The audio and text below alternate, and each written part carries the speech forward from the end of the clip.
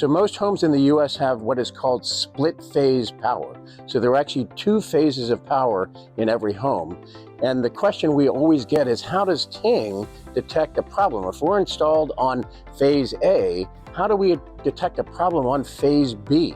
Well, how that works is that the panel has a common neutral and ground plane inside of it.